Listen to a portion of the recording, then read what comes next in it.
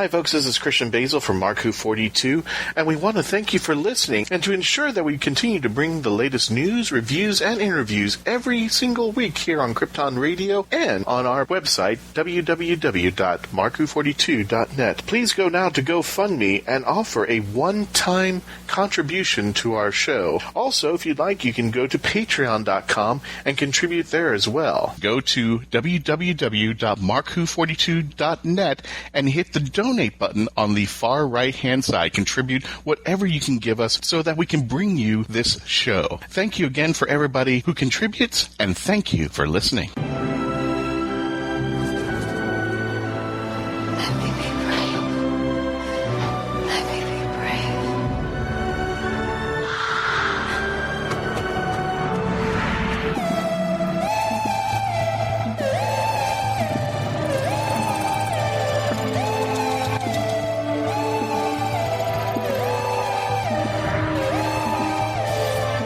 This is Paul McGann, the 8th Doctor, and you're listening to Mark-Who42.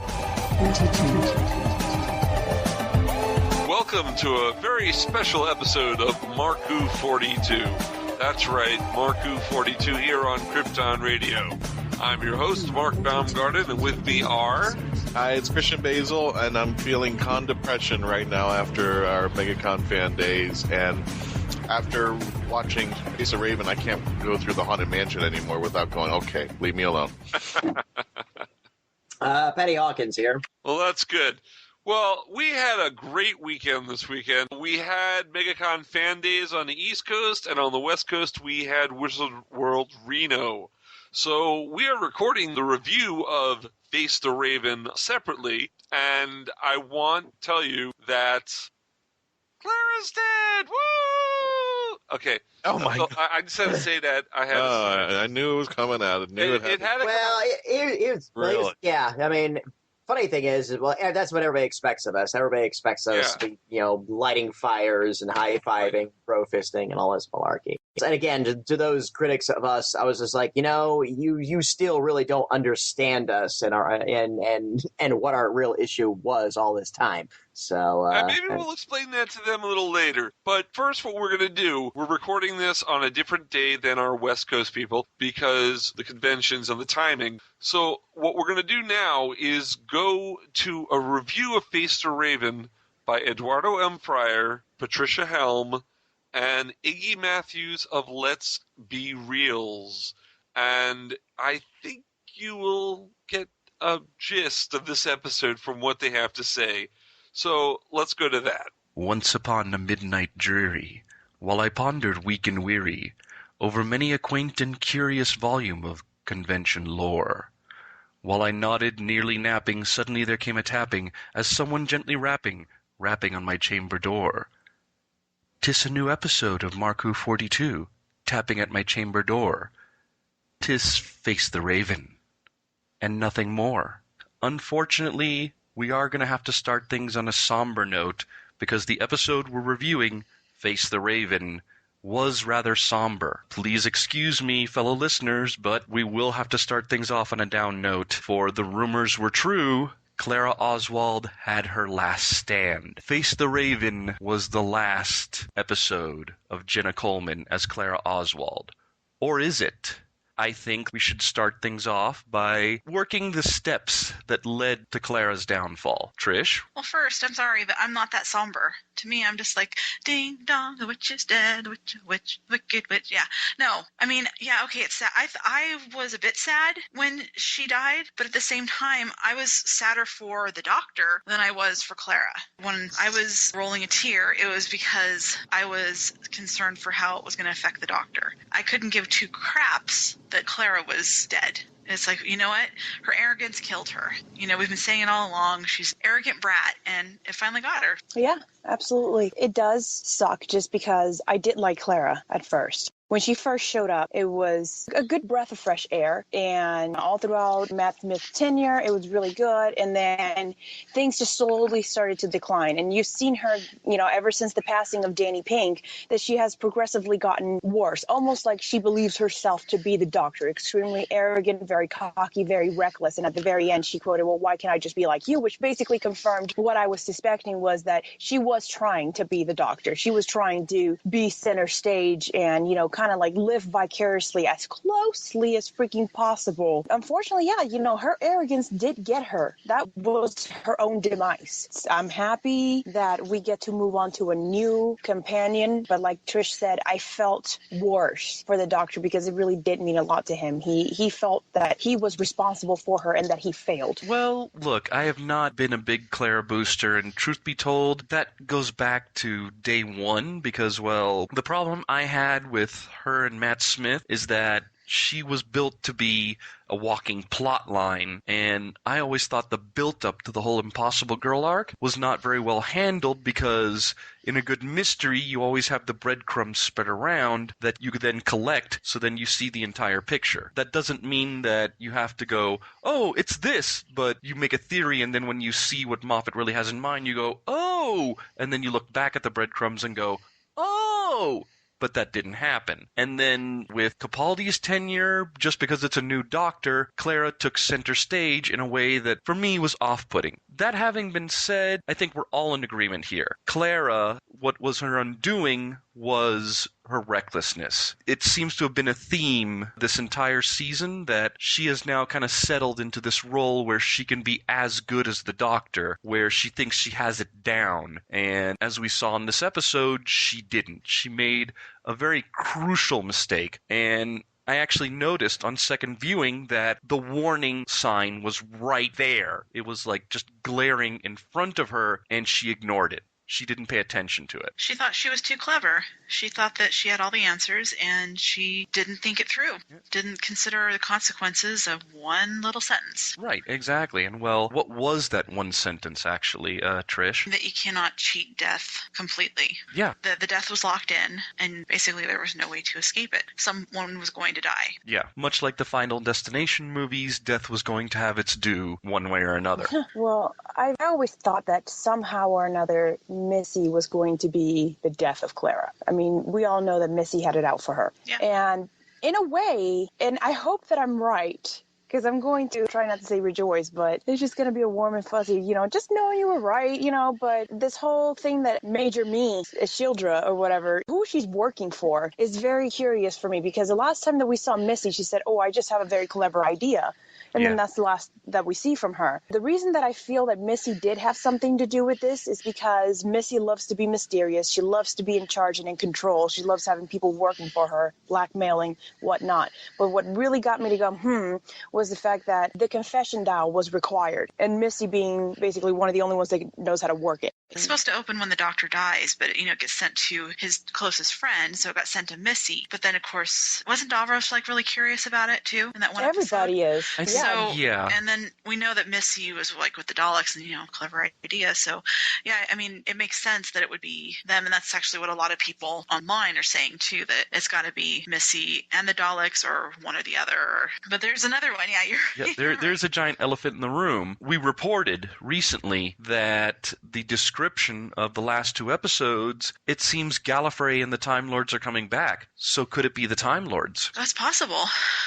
I really can't wait. Because if you think... Yeah, with something called the quantum shade. Can't help to think about it. Yeah, chronolocks and quantum shades, we may be dealing with some Time Lord tech. So it could be Missy or it could be the Time Lords. Maybe it's Missy and the Time Lords. Well, why wouldn't the Doctor recognize it then? Oh, it could be something new. He did recognize the quantum shade. Yeah. Because he's like someone's, you know, in possession of the quantum shade. He just didn't say where it came from. It is possible, like, remember, he still thinks Gallifrey is lost in another universe. You know, he could be keeping to himself that maybe he thought that the quantum shade was some Gallifreyan technology that was floating around and somebody else co-opted it. Well, don't you think that he would be just a little bit more elated about it? Like, you know, where did you get this? Where did you find this? How are you using this? Who do you know? You know, like, I think that he would have been a little bit more personal about it, seeing that he would have recognized that to be from his home planet. I'm not sure if this necessarily has anything to do with the actual Time Lords themselves as more as the next episode probably would. That's a possibility. But to answer your question, Iggy, given the circumstance that was going on, I don't think the Doctor had a chance to be elated. He was focusing more on saving a life, which in this case was Riggsy's. I think if we can backtrack a bit here, the whole episode started because of Riggsy. He called the TARDIS phone and told them about the tattoo, the chronolock with the countdown. Man, that's another one, I'm glad that she got called out for that too, because you gave out my phone number, that's not what you're supposed to be doing. Well, right in that first scene, they come storming into the TARDIS off of some adventure, and oh my God, she's just dancing around singing her own praises. I was so brilliant. I was so clever. I saved you. I wanted to smack the crap out of her because I was just wow, have... Even down to her last words, everything that you're about to say right now, I already know. Just don't. I'm not asking you to promise me. I'm giving you an order. And it's God, even in your final moments, you can't help yourself. Yeah, I think we better... I think general consensus. It's a good thing Patty-Hawkins isn't here because oh my gosh, I think it's exploding by now. Yeah, too bad. Oh my God, he would have been fun to hear his. Yeah. Well, hopefully we'll get a chance. Yeah, right from the start of the episode, the number and Clara coming in. One thing I noticed, I'm sorry, but Go ahead. one thing I noticed was, Riggsy has a daughter now. He's married and he has a daughter named Lucy. And is he married? I'm guessing he's married. Yeah, I mean, maybe not. I don't know. That is the question. How old is Riggsy? I don't know, but it doesn't really matter. I don't know. We just saw 9 hours tick by as though it was nothing. So yeah. I mean, yeah. But anyway, the doctor's fascinated by the new little human, and I found it interesting. I don't know if you two noticed this, but there's one part in the story where Riggsy calls home, and Jen, his wife or girlfriend, whoever, is saying that she's crying and she won't stop. And remember in that episode of the Vikings where the doctor's listening to the baby cry because the baby is upset because they know war is coming, and then when the doctor finally decides to help, the baby stops crying. Remember? And Clara says, that's because you just decided to help. And so when the baby was crying, it's because the doctor couldn't do anything. At least that's what I think. Probable. The thing that we've seen with babies in Doctor Who is that they're definitely smarter than we give them credit for. Yeah, they speak very poetically, apparently. Riggsy's daughter probably knew something was going on, and her tears were a reflection of that. She was worried for Daddy. Exactly. Well, I want to change things into a more positive note, okay? Okay. With Clara out of the way, this leaves the big old question mark in the room, okay? It's no longer a big elephant in the room, it's a big question mark in the room. Who's next? Who's the next companion? And when will we see the next companion? My mind immediately jumps to Osgood. That's daydreaming for me. Yep.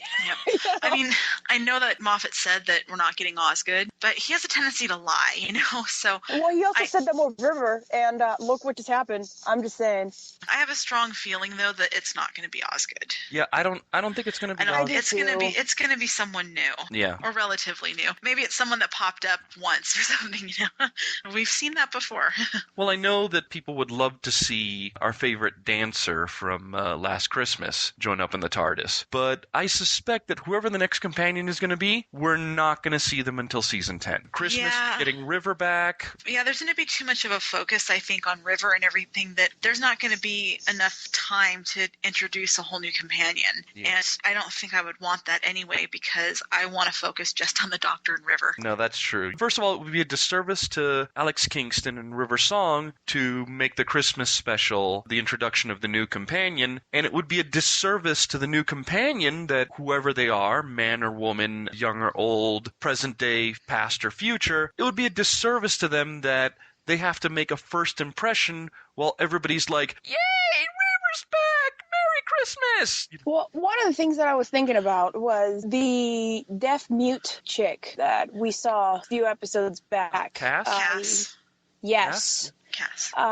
He was very interested in just how smart she was, how observant she was, how she took lead, how she still followed orders, and it did seem like he was really fond of her. And, as we saw, she didn't die. She's still around somewhere. But you can very easily introduce the new companion in that same episode with River, but there's so much attention going on the Doctor and River that you wouldn't know. You don't have to mention that that's the companion. You just saw it. And it comes back a few episodes later, and you go, wait a minute, then it hits you. So you could totally do that without taking attention from anybody. However, it is nice to just take a break from this companion emotional mess and really just focus on the doctor, because I feel that Clara's character has taken way too much away from the doctor. It's been spotlight on her, and the doctor is just kind of there, a little bit of light, just kind of standing next to her. And so it'll be nice to just focus on the doctor a little bit, get to know him, get to bond with him before we introduce a new companion. But you could very easily introduce the companion in the same episode as River and whatnot, or even a standalone episode with the doctor, and you not ever know it until next season. That would be interesting. But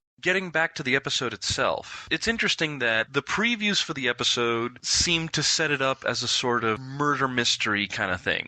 A whodunit. How do we save Riggsy's life? I do have to give kudos to Sarah Dullard for playing with our expectations. It ends up being not about Riggsy in the wrong place at the wrong time, but about something deeper. The fact that this whole thing was a trap for the doctor. Well, also the writer knew how to appease the audience. It's not like it's a mystery, a big old secret, as far as the writers of Doctor Who is concerned, that there's a lot of people that do not like Clara for these precise reasons. And the writer knew that in order to make this death right, we must send her off just right. I will admit that as much as I was glad to hear that Clara Oswald would be leaving, I didn't really want her to die, only because of all the modern companions, Martha was the only one who simply just got to walk away. Everybody else, they had to leave in this huge, dramatic, tear-jerker, let me tear your heart out fashion, and it gets exhausting after a while. For me, it just feels like it creates this sort of contest with writers and with Moffat himself on how do we up the departure? How do we top the last departure? And to me, that's just actually kind of dangerous. That's kind of a dangerous place to go, because there's going to kind of a point in time where you just overshoot, and instead of really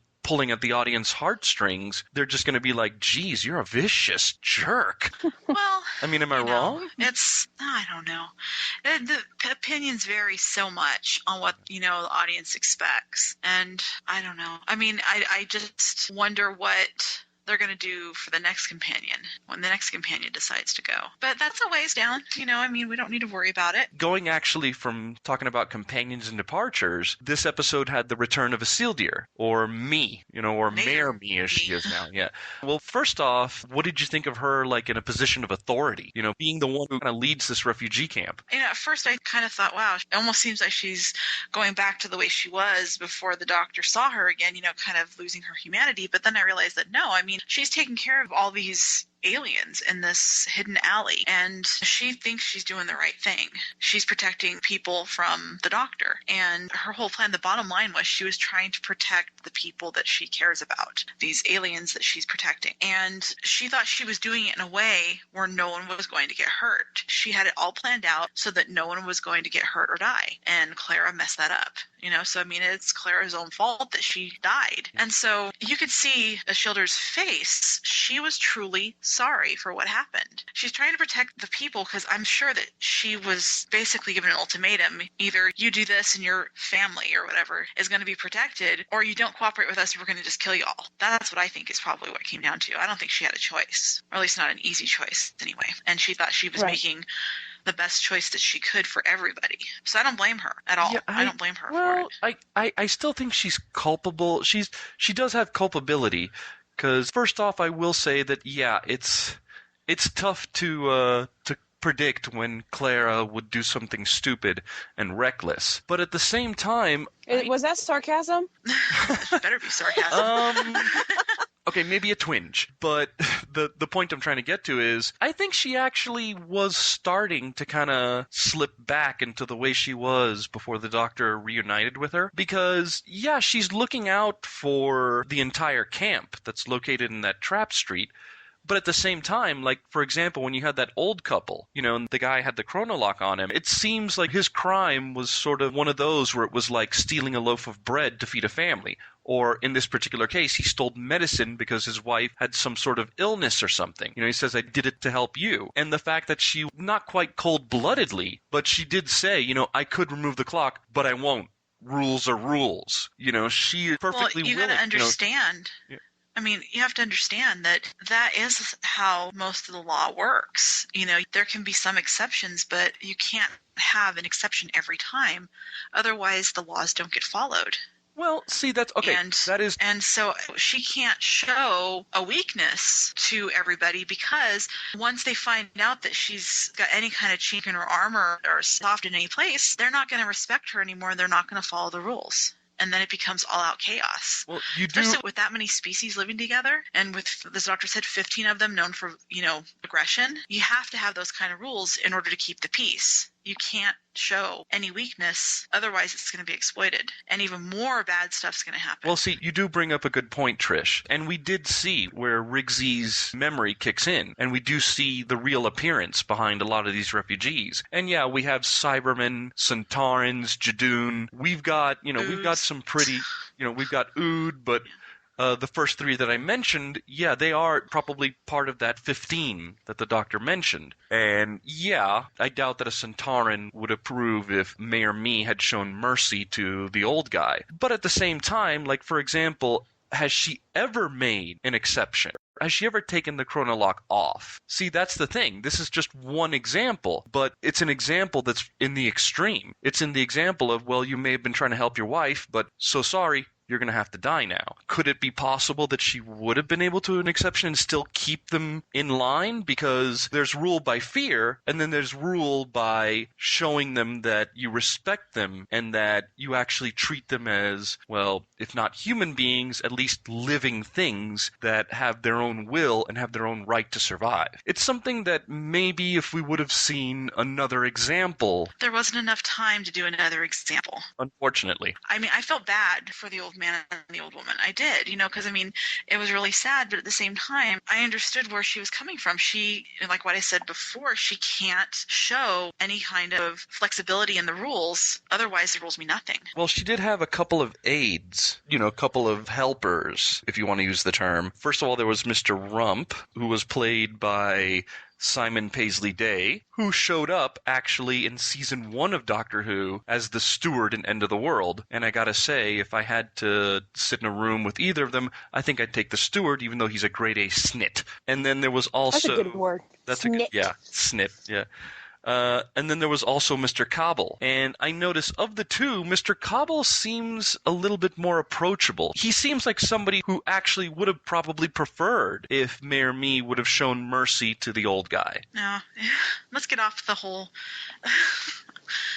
I just, I don't know. What happened, and it's like we could speculate till the cows come home. Well, the thing is that, yeah, we like she said, we could definitely speculate till the cows come home, but ultimately we're just gonna have to do what everybody else does, is wait for the next episode and the episode after that, because we already saw the big deal here, and it's the fact that the legacy of a companion has ended, and thus opens the door for another. And also, River's coming over. Okay, but the point I'm trying to get to here is we had two side characters, and it's interesting that we have almost a night and day type of thing, because Mr. Rump, from his conversation with the doctor, he seemed to be of the mind that in order to keep the peace, you would have to make sacrifice. Like, he was perfectly willing to let Riggsy die, as long as everybody's still chill in the refugee camp. And then the other guy, the one who was really a fish alien, Mr. Cobble, he seemed a little bit more, I don't want to say relaxed, but not as militant, not as sort of willing to throw out one bad egg. He just seemed like somebody that might be a little bit more approachable, maybe like a little bit more like, hey, can we talk things out, or can things not get to the bad place? Yeah, good cop, bad cop. Because, he was like with the, don't run, stay with her, you know, to the old guy. He's like, I was like, oh, why do they always run? Like you could see he felt bad, and he went over to the old woman and he put his, hand on her arm when her husband or whatever he was got killed. And there's a lot of emotion in this, and you could see the other people in the crowd there. They were, not happy about what happened, but at the same time, they all accept that there's rules. An interesting question, actually, because when Clara was facing her last stand, you could see people running off the street. They were trying to get the heck out of there. How much understanding of how the chronolock and the quantum shade work? How much understanding is there in the refugee camp in the Trap Street? Does everybody know exactly how it works? Or are they afraid that there's some sort of collateral damage aspect? Well, no, I think with the people people there that they've lived with. Maybe they're almost like they have to be there to witness it, because if they see it happening, then they know what the consequences are. And it makes them more like, well, I'm going to stay on the straight and narrow because I don't want that to be me. But as far as with what's happening to Clara, none of them know what's going to happen, with her. And why would they want to watch it? Not very many people want to watch someone die. That is true. What do you think, Iggy? The thing is like death is always one of those little tricky things. Some people embrace it, some people fear it, and some people use it as a form of power. And I think that we got to see all versions of perspective as far as death is concerned. Some people respect it. There's a lot of people that fear it. And, that we have one particular person that's using it as a way of keeping order, control, and essentially keeping the peace. I think it was a very clever way of portraying it, the facing the raven part, they mentioned the fact that, you can go through all of time and space and it will still find you. So that is rather terrifying, and then puts it into perspective the fact that you cannot cheat death. If it's your time to go, it's your time to go.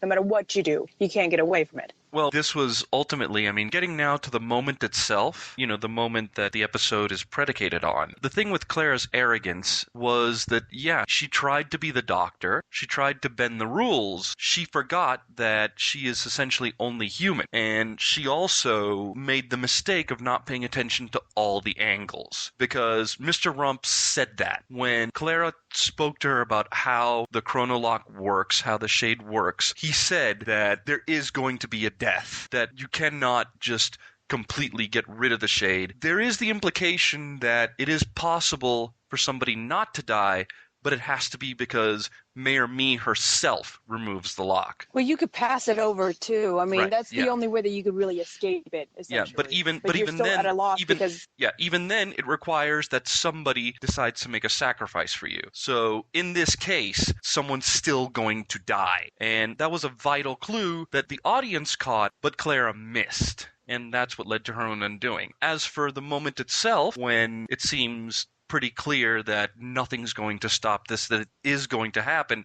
that the doctor loses. I don't know about anybody else, but as far as I'm concerned, and please excuse me, I'm not trying to be bloodthirsty, but I thought it was maybe a little too drawn out. Moffat had to have Clara give like a big speech at the end. She has to go out telling the doctor, don't make this a monster, telling Riggsy, don't cry for me, Argentina.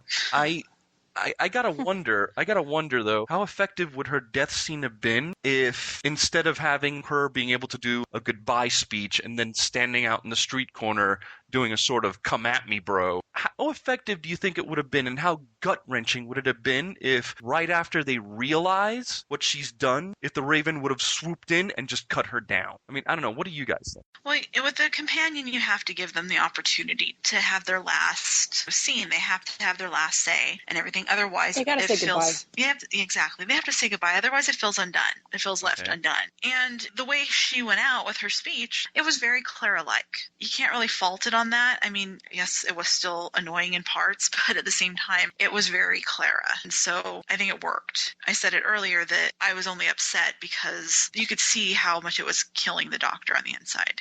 And did you guys notice that his eyes were red? Yeah, I noticed that. And so, it's not leaving him unaffected. He is going to be very affected. And like what he said to Schilder, the universe can be a very small place when I'm angry with you, and to stay out of my way. Anybody who wants Maise-Williams to be a companion, who wants the BBC and HBO to somehow cut a deal so we could have Isildur in the TARDIS, I would say that bridge is pretty well burned right now. And I'm glad too. I don't want her as a companion anymore. At first I was really happy about that, but now that I see the character development come out, who she has no business being inside the TARDIS, to be perfectly honest with you. She is not to be trusted. Iggy, what did you think of Clara's death scene itself? Do you agree with Trish, or do you think maybe... I agree with the fact that you ultimately, as far as a network series goes, you cannot be biased. Okay, so yeah, you do have to send them, because there's a lot of people right now that are very upset at the fact that Clara is gone. There's a lot of fan base on Clara.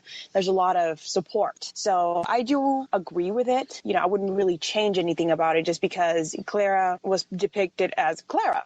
and she said goodbye, and, you know, she went down in a blaze of flames, which to me, I felt like that's what she wanted anyway. Or, you know, well, blaze of flames the way are that in she this... was living. Yeah. Well, she said it. She said that, you know, with losing Danny Pink, and maybe she wanted to die. Maybe that was her whole reason behind being so reckless and everything lately, was that she wants to go... There's no maybe about that. Yeah, well, that's what she maybe. said.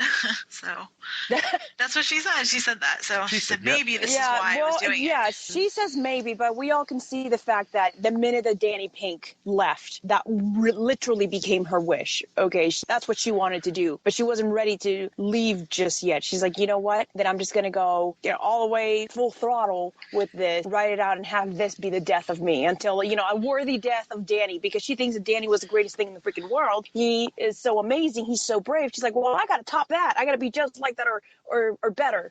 And well, there you go. You got your wish. You didn't get no Raven. You're different. That's good. Now, the last thing in the review that I wanted to cover is the last image we saw in the episode. It was decided to give this episode a post-credits scene. In this case, we had a very quiet, somber one where Riggsy went back to his old tagging days and graffitied up the TARDIS in memory of Clara. What did you guys think of that? I mean, I thought that it was very beautiful, wonderfully done, and I liked the fact that it was quiet except for like a brief sigh from Riggsy and just the background noise. It didn't need anything else. You know, you got the message across. Thought it was a good gesture, but the Doctor's going to be pissed.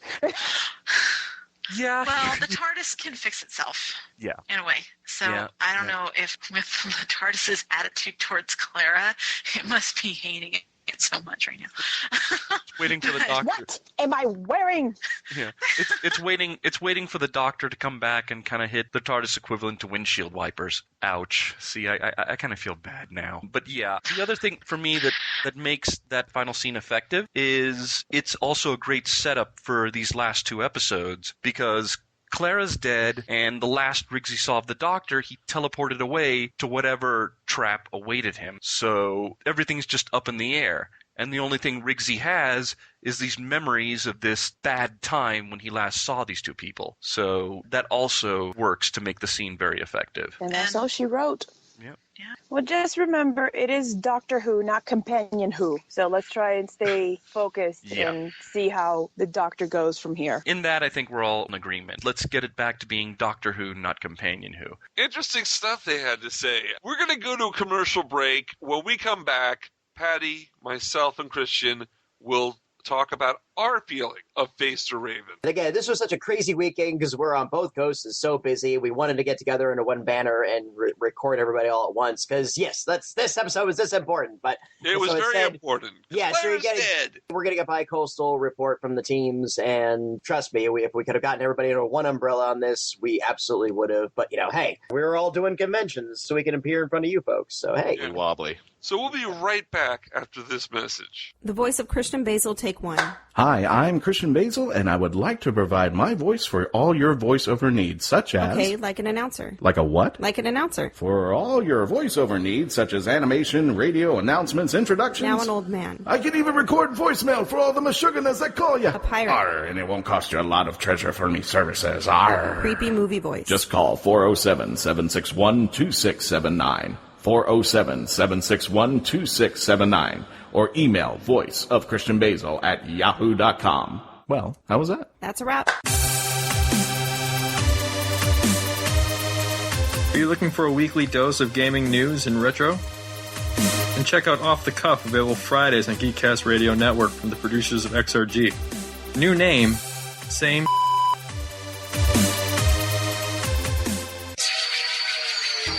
Attention all Whovians! While you're waiting for the new episode of Doctor Who, start your own adventures with a book from Mark Who 42 Books. They carry unique and rare books at affordable prices. Visit amazon.com/shops/markwho42. That's amazon.com/shops/markwho42. Mark Who 42 Books. Set your imagination free into the Whoniverse.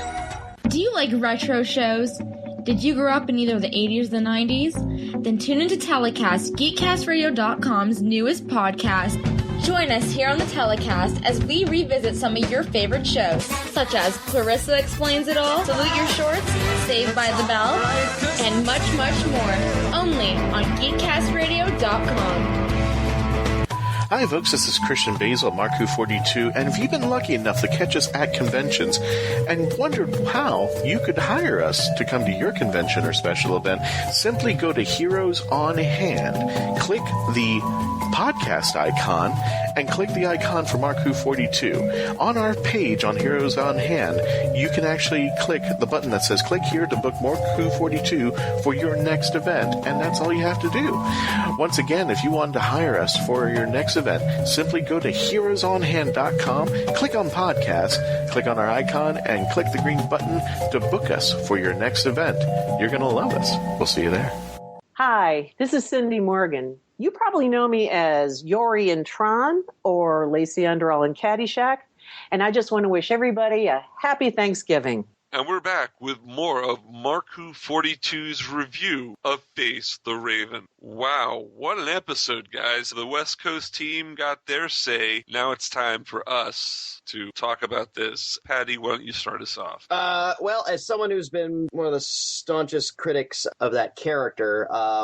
which character are you talking about? The character Clara Oswald, of course. Oh, Clara Oswald. Yeah, I remember her. She was some companion on some show at some point. Oh, don't be facetious. There's too much gravitas in this episode. Okay. Again, I will say this much. For a character I've had really no love for, and we discussed this over the weekend in one of the panels. Again, the character took the brunt for a lot of narrative utility. Yes. And it also took almost a meta context outside the show, having to use her as a proxy for various needs that they felt they needed to address from outside the show. Like the fangirls from like appealing to the fangirls to remain and breaking her character several times and then plot armoring her up so much and the weirdness. And so for all that, I have to legitimately feel that her departure, and again, I don't believe for 1 second that this is the last we're going to see of her. Well, yeah, maybe she dies, but I mean, we got one more episode of this season left and a Christmas special. And there are 2 more episodes. Well, one episode, next episode is just Peter. But you know what? Here's the thing. Clara splintered. She can come back at any time as a splinter. I mean, this is a time travel show, and she could pop up at any point doing anything and whatever. But I will say this: her departure was handled beautifully. It was a magnificent bit of writing and acting. It was full of emotions, and there was a logical and almost poetic justice to her death. That I think will affect the Doctor, and I think this is why the Doctor eventually nudges or kicks the companions out, because he's afraid that if they hang around him too long, they'll start to think that he is him and get away with the stuff. And her hubris caused her death. She just, at one point, she's like when Robin thinks she can do the same thing as Batman. And no, because she doesn't know what he knows. She doesn't have his brain, his experience, his whatever you call it. And she paid for it. And to the character's credit, she absolutely accepted it. And she didn't want the Doctor to, who was already this incarnation, she was already fragile. She didn't want him to not be him, and he will honor that. But oh boy, was he ready to, all right, maybe it's time to go Valiard finally. Yeah. And all of his sinister speeches were absolutely amazing. They were. And I like to say is I hate the road that got us here, but I'm glad we had this moment, and I'm extremely looking forward to how the Doctor is going to handle his own wants, his own emotions against his own feelings that he strived for, and trying to honor what Clara has asked of him in death. I said this at the end of last season. I will say it again. Peter Capaldi right now is my favorite Doctor. Not Tom. Wow. Not talking about Tom. Tom is the Tom. He's my first. But of the new series, Peter Capaldi totally represents Doctor Who. Paul McGann this weekend said, and I do not believe he was pandering at all. He really said that he thought Capaldi was going to go down as absolutely one of the greatest Doctors. Yeah. There is a real good point for Clara to make that speech at the end, because If you remember when the Pons left and the Doctor was upset, he gave up. He stayed in Victorian England and he did nothing, and he wasn't going to help anybody. He was just going to stew around in misery. And then Clara came, and Clara gave him reason to live. Well, his reason to live is now dead. If you think about it, he gave up. Clara, the mystery of Clara was the only thing that brought him back. And now Clara's gone. But because he's got a different personality, I don't think he'll just give up. I think, like you said, the Valiant. He could go Valiant, he could go War Doctor. Or he could just be him. Again, too, like... it was very interesting that one line in the Matt Smith days, when my name, it's a promise. Yes. So, and he said, "This is not the doctor you're talking to. This is me." So it really, you're right. He did say that's not the doctor you're talking to. Yeah, wow. He really was said, like, "Look, this is me. This Time Lord man person who's been all along. The Doctor is an ideal that I've always said. You know, it was literally a case of you're not talking to Superman, you're talking to Clark Kent, who wanted to save his dad. You're talking to the Superman that spun the world backwards to save Lois Lane against what his father said, and that's very, very telling. And yeah, there's a lot going on there. There's a lot going on there when you connect the dots about who the Doctor is, who he wants to be, versus this ideal that he has set for himself. Well, again, first of all, I want to thank Stephen Moffat. Now I can't go through the Haunted Mansion without seeing those ravens and going like, I am dead in this ride right now. Thank you. And here's something I thought of. When I saw Clara going out to her death valiantly and about to face the Raven, literally, it brought me back to my mind of a time when Adric did the same thing. He sacrificed his life to save everybody else. Right. Not knowing he was going to wipe out the dinosaurs and start the human race, but that's neither here nor there. But the first thing I thought about is Moffat just face-slapping all the Clara haters? Because he really packed a story for an ending for Clara. Right. That really even tugged to me. I mean, everything that I disliked about her character, for that brief moment, I was going, you know what? Forgiven. I have no doubt in my mind that he wanted us to feel shame for all the Clara hate that we've lobbied at him. Oh, yeah. And everything else. And here's the deal. I feel no shame, but I do feel sympathy. No, me too. I mean, at the beginning that's perfect. That's a perfect sense of way of saying that. At the beginning of this episode, I went, yeah, Clara's dead. But you know what? It was sad. It was emotional. Oh, God, what's the Doctor going to do now? And I did kind of like, maybe I shouldn't have hated Clara. But at the same time, and thank you for bringing it up, Adric. I hated Adric, and he sacrificed himself, and at that moment, it is kind of a good thing. You saw the credits rolling, and all you saw was that broken up star in the middle of the screen, and you couldn't help but feel a few pangs. Adric and Clara both died in a moment of hubris. Adric was like, wait, I can solve the problem, and she was just like, well, just zip it over to me, and the Doctor will fix it, and whatever. And she was so used to gallivanting through the adventures that she got too comfortable and she got too big for her britches. It's like Moffat wrote it for me. Because he completely copied the Adric thing. Well, the funny thing is that he wrote a death that was I think it was true to the character as she existed right now. Yeah. It satisfies us for wanting to see her get some kind of a comeuppance, and I think it satisfies the ones that were fans of the character because it was a very beautiful, it was a noble death. She took it with conviction and dignity, and she thought of nothing for herself. She made sure that Rigsby was going to be okay. She made sure, and she didn't want the Doctor to take revenge against the alien colony because she was like, obviously these refugees, they need a home. If anything, I definitely hate our immortal girl a heck of a lot more now, and I wasn't really getting too much of a fan of her from the get-go. But again, that's also a case too where the Doctor saved her, made her immortal, and now it led to this. And again, there's a lot of ripples about having to do with time travel stories and about how the stuff that the Doctor deals with all the time, where if he saves one person, I hope I'm not changing the universe. I'm hoping not creating this domino effect that'll bite me or any other innocent people or the universe itself a year, 100 years, 10,000 years from now. But I like the question that was brought up in this episode, which I would never even dreamed about asking. Would he drop the name again? And what would it take for him to drop the name again? And apparently it was Clara. Well, we discussed over the weekend, and you had said that would he have done this for any other companion? And I absolutely believe that he would have. I don't think in this case that Clara was afforded an elite status among companions. I think any of his companions, from Barbara and Ian, it's like even to Mel, if they were in that situation, I think Capaldi's doctor would have acted the same way. What do you think, like, number 6, would he have done the same thing? Would he have dropped the name to save Clara at that point? I think he would have. Well, he would have had threats. He would have done this. I think. Again, it's hard to say because those doctors are different, and the context of the writing and everything else at the time is different too. It's a bit imponderable. It's like asking, well, what would Einstein have done with a microwave oven?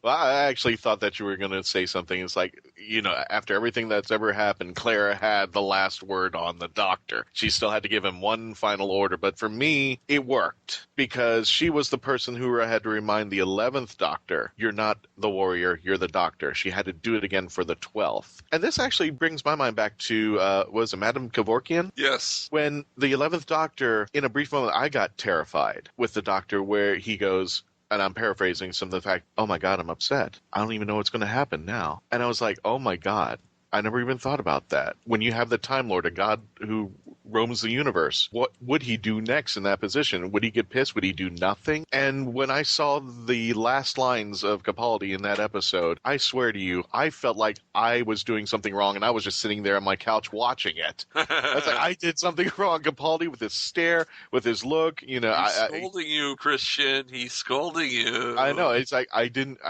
she didn't say it for me. She said it for you. She was protecting you from me because I still have the rage of the godlike Time Lord here, but I'm going to listen to it because her death meant so much to me, and I'm willing to take whatever punishment that I'm going to be transported to. And next week we're going to get 55 minutes of his rage alone. Totally worth it. Totally worth it, yeah.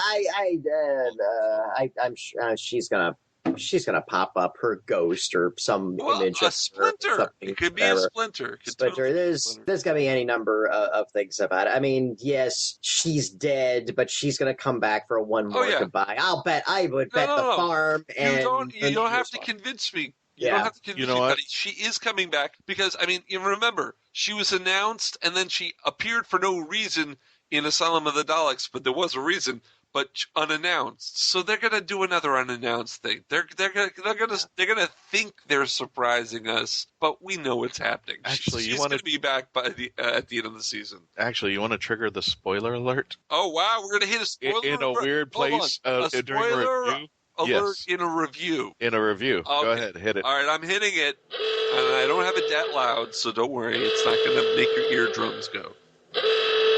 While I was fumbling through the internet, I found on Wikipedia, of all places, and they can be wrong. They've been wrong before, but Wikipedia is not a place to get source. Yeah, but surprisingly, Jenna Coleman is not mentioned in the next episode, but in the last episode, she is mentioned. Yeah. So definitely, at least by Wikipedia's standard, she will be in the final episode. So we'll get one episode. We'll get next episode of the Doctor being incredibly mopey, and if he's by himself in this prison or whatever the heck it is, that I'm sure will have something to do with himself or whatever, Let me just add to the spoiler thing. Not only is Clara coming back, but we also know that the Sisterhood's coming back as well. Right. But the name Ken Bones came up, and that was the bald general from Gallifrey. Yeah. So he is making a return as the general again. So we know Gallifrey is coming back. There was a rumor that the Time Lords are coming back, which brings to mind, what is Missy up to? Because Missy, at the beginning of the season,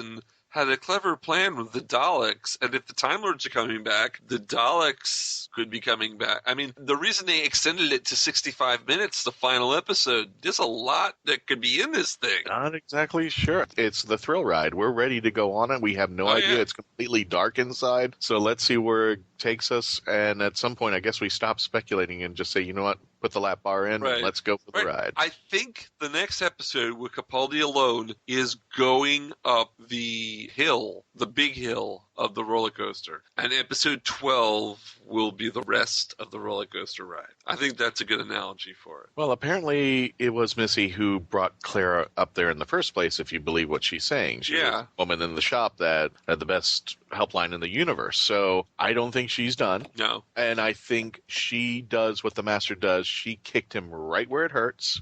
In what humans would be considering the cojones, wherever it hurts in the doctor, it hurt big time, and Missy is far from done. Does the doctor have cojones? Do Time Lords have cojones? I know, but they have a question mark underwear. And yeah, they have the question mark.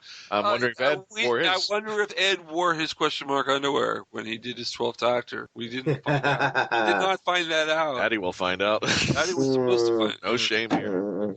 Going back to that episode, though, I'm still not quite sure. I'm okay with a hidden little refugee spot, but I'm not down with Cybermen and Centaurans living on there unless there's like a serious backstory to them for those specific ones being there. Other than, well, everybody knows the Cybermen, so we'll throw the Cybermen in there. I'm like, wait, what? Huh? I have a problem with Diagonally in Doctor Who. There was a lot of shades on that. There's a lot of shades on that. I was waiting for Hagrid to show up. Well, I mean, if these are the creatures that hate the Doctor the most, they want to see him dead. Why didn't one just leap out and grab him? Right. Well, they have rules. They have the rules. Yeah, I was just saying, Cybermen following rules. I mean, she must have really done something to them to convince them that you can't misbehave. And even then, some of them were slightly misbehaving. Some of them were going back to their old ways. So I don't know. A shielder just stealing medicine give to your wife. That's not really going bad. But that's not Cyberman-ish. Well, no, they weren't Cybermen. Did you notice that? They were. Well, no, not were they?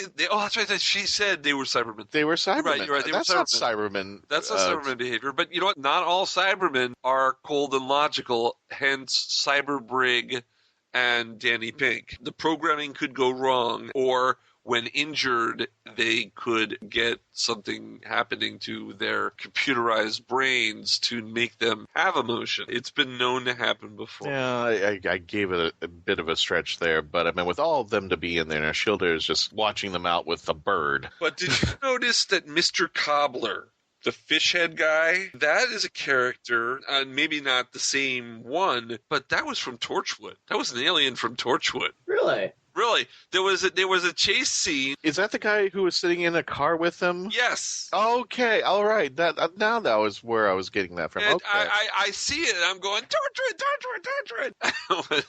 Well, you know, their monsters are going to cross over now. I mean, it was Pandorica Opens had the what were those creatures that Owen was fighting with? You've stumped Marku 42. It's happened again. They had just had a simple name, and I can't think of it, but you know what I'm talking about, right? Yeah. Yeah, they were in the Pandorica Opens. Yeah. So I'm sure they're going to cross over. Well, they have to cross over because it's the same universe. It is the same universe. The Sarah Jane characters should be able to pop up. I mean, either that or the mask was lying around and go, you know what, we'll just grab that and use it. It hasn't been used in a while. Oh, baby. Yeah. Nice to see the Ood again. Yeah. I just, I don't know. There's a part, that whole thing just kind of reeked like they sort of grabbed whatever costumes were lying around. No, that's probably what they did, but it was a refugee camp, so it made sense. But they would make perfect sense at a refugee camp, but also by the same token, this was Ood in 21st century modern Earth long before. Yeah, and they probably there for a while because the camp's been there for a while. Yeah, there was that's like a weird can of worms. It's like, wait, this has been going on all this time, and all right, forget it. I'll roll with it. It just, it's Doctor Who. Don't think too much about it. What do you think about his shoulder? Mayor Me. Now it's Mayor Me. I like the insinuation that she's forgotten her own self. Unlike the Doctor, her body may be living forever, but her brain just has X amount of space kind of left in it, and she's had to read her own diaries to be all like, okay, what are you to me again? Oh, but now this is an actual interesting point. She gave Clara, she said, you're going to be safe here. That's my guarantee. And then she makes the whole episode, she's talking about how the rules have to be that people have to see that everything goes according to the rules. And now that she's essentially, her promise was broken, Clara died, what's going to happen in that refugee camp? Are they going to rebel? Are they going to leave? I mean, and this is an interesting thing. It probably won't even be covered. Why did the one angry dude, right before the crow hit her, they did a shot on him looking up? Huh. Well, there was a weird shot. Yeah. There was a shot like focused on him. Okay, why did we do a tight shot on him? The tough goon dude. Yeah. The Blutbad from Grimm. Yeah. Yeah. Yeah, but so yeah, I mean, I'm not sure if we'll even see that colony again. I kind of think that might have been just, okay, we need to set a reason to put Clara in an impossible situation, no pun intended, to, it's like that she just can't get out of, and a biological ticking time bomb that, it's a bit like The Ring. Yeah, but if we continue the story of Ishildur, it might come back. I think next time we see her, it's going to be in like somewhere else or something. Yeah. It might just be a throwaway line of, well, after the last time we met and after what happened to, your companion, I was removed as mayor or whatever, Right. And you know what? She might even, interestingly enough, because Clara died under her watch and she didn't want that to happen, as happened in the previous story she was in, her attitudes may change again and she may try to help the Doctor in the appearance. I think her next appearance should not be a case where she summons the Doctor. I think they should run into each other, and I think she should try to run away from him. I think after what he said to her, and I think what any rational person, again, Shim, you know what I'm capable of, you know what I can do. And right. Yeah. Yeah, if it was another took your time old man sighing again, then that would fill me with rage and derp. Yeah. I do feel like a circumstance forces them together, and she's like, I had nothing to do with this. I did not summon you here. I just happened to be walking by, and XYZ, and here's the plot. And the look on Ishildur's face was really like, I got it. You could see her facing like, yes, sir, no, sir, yeah, I'm done. And then the nice thing, is that at some point there, whatever the new companion is at that point, there's a conversation with her. So why does he hate you so much? She goes like, I killed your predecessor. Hey, there you go. Yeah, there we go. And there we go. I think we've exhausted our time here on Krypton Radio. Yeah, unfortunately this way. Kudos to our West Coast team for a fine showing at Wizard World. Yeah. We've heard nothing but good things about it. Kudos to you, Christian, for being up on stage with Mr. Paul McGann. Would everyone like to hear Paul McGann do a speech? You mean the one from the ending of the Zygon Inversion? Yeah, I think that's a nice thing to play for everyone. So here goes. It's not a game, Kate. This is a scale model of war. Every war ever fought, right there in front of you. Because it's always the same. When you fire that first shot, no matter how right you feel, you have no idea who's going to die. You don't know whose children are going to scream and burn. How many hearts will be broken, how many lives shattered, how much blood will spill, until everybody does, until what? They were always going to have to do from the very beginning, sit down and talk. Listen to me. Listen. I just want you to think. You know what thinking is? It's just a fancy word for changing your mind. Then you will die stupid. Alternatively, you could step away from that box. You can walk right out of that door. You can stand your revolution down. You're all the same, you screaming kids. You know that? Look at me. I'm unforgivable. What he is the unforeseeable. I forgive you. After all you've done, I forgive you. I don't understand. Are you kidding? Me? Of course I understand. I mean, you call this a war? This funny little thing, this is not a war. I've fought in a bigger war than you will ever know. I did worse things than you could ever imagine. And when I close my eyes, I hear more screams than anyone could ever be able to count. And do you know what you do with all that pain? Shall I tell you? Shall I tell you where you put it? You hold it tight till it burns your hand and you say this. No one else will ever have to live like this. No one else will have to feel this pain. Not on my watch. I've been where you have. There was another box. I was going to press another button. I was going to wipe off all of my own kind. Man, woman and child. I'm so sure I was right. So endeth the first lesson. Wow. Oh, man. And he did that with the mouse ears on.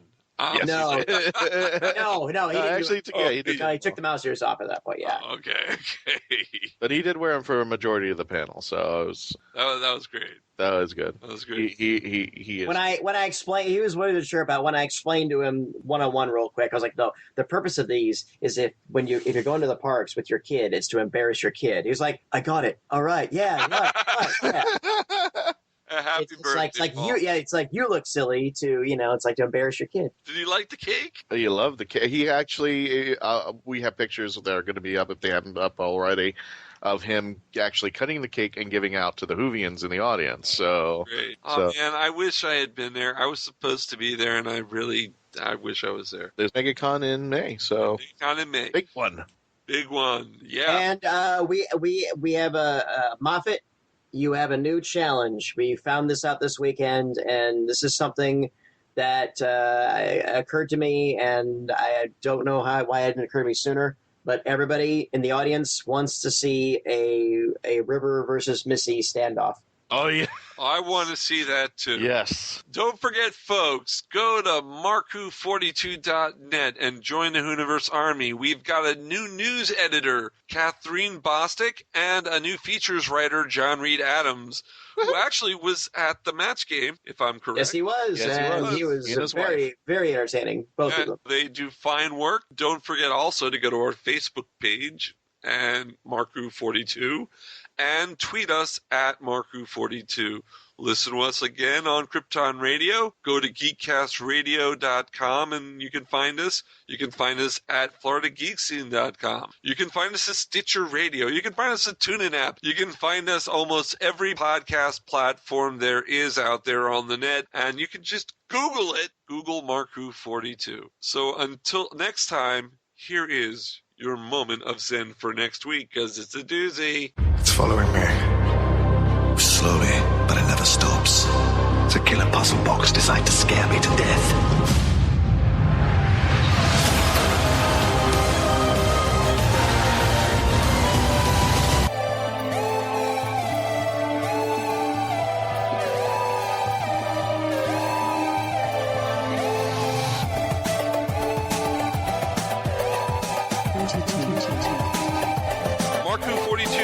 Written and presented by Mark Baumgarten, trish-helm, Christian Basel, patty-hawkins, Iggy Mathews from Let's Be Reelz, and Eduardo-m-Freyre. This show was edited, produced, and directed by Mark Baumgarten. Please visit marku42.net and register to join and be a part of the Hooniverse Army.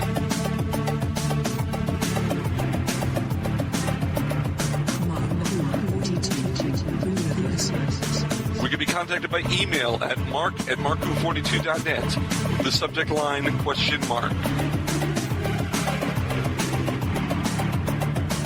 If you have worked on Doctor Who or are working on a project relating to Doctor Who and want to be on our radio show, please email our media relations director, Christian Basel, at marku42media@yahoo.com. Doctor Who and its properties are owned by the BBC, the British Broadcasting Corporation.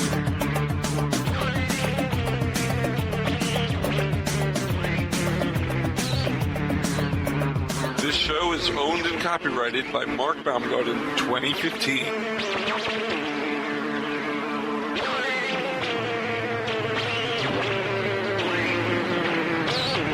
You're listening to Krypton Radio.